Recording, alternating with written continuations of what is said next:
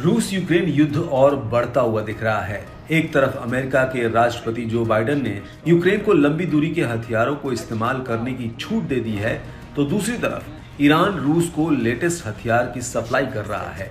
अभी तक जो रूस कहता था कि उसके पास यूक्रेन से मुकाबला करने के लिए पर्याप्त हथियार है, अब वही रूस ईरान से latest drone launch glide bomb ले रहा है। दरअसल अभी तक यूक्रेन हथियारों की कमी से जूझ रहा था। उसकी हालत ऐसी थी कि वो रूसी हमलों का जवाब देना तो दूर, अपना बचाव तक नहीं कर पा रहा था। इस मौके का फायदा उठाकर रूस ने यूक्रेन पर जमकर हमले किए। अब यूक्रेन को एक बार फिर अमेरिका से हथियार मिल गए हैं और कई नेटो देश भी यूक्रेन को भरपूर समर्थन दे रहे हैं। इससे यूक्रेन युद्ध के मैदान में थोड़ा मजबूत हुआ है।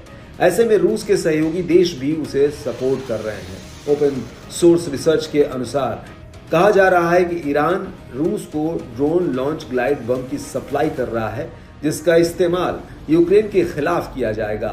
एक जर्मन मिलिट्री एनालिस्ट ने रूसी क्षेत्र कुर्स्क में मोहजर 6 ड्रोन के मलबे से जुड़ा लेटेस्ट क्यूम 5 गाइडेड एरियल बम देखा है।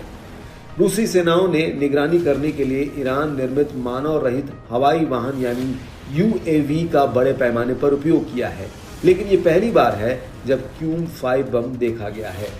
माना जा रहा है कि ड्रोन यूक्रेन के सीमावर्ती क्षेत्र सुमी पर हमला करने की तैयारी कर रहा था। उससे पहले ही वो रहस्यमय तरीके से रूसी सीमा पर एक खेत में दुर्घटनाग्रस्त हो गया। रूसी सोशल मीडिया चैनलों पर जारी एक वीडियो में यूएवी के पंखों से ग्लाइड बम स्पष्ट रूप से जुड़े हुए देखे जा सकते हैं।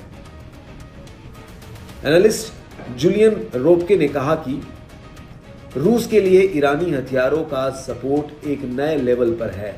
हालांकि एक तरफ ईरान रूस को हथियार की सप्लाई भी करता है और दूसरी तरफ वो यूक्रेन पर रूसी हमले के समर्थन से बार बार इनकार भी करता है। आपको बता दें कि ईरान ने शाहिद कामिकेज ड्रोन से लेकर तोप और टैंक के गोला बारूद की रूस को सप्लाई की है। पिछले हफ्ते ही अमेरिका ने ईरान को चेतावनी दी थी कि अगर उसने रूस को बैलिस्टिक मिसाइलें प्रदान की तो उसे इंटरनेशनल रिस्पांस का सामना करना पड़ेगा, क्योंकि ऐसी रिपोर्ट आई थी कि ईरान ने रूस को हथियार भेजना शुरू कर दिया है।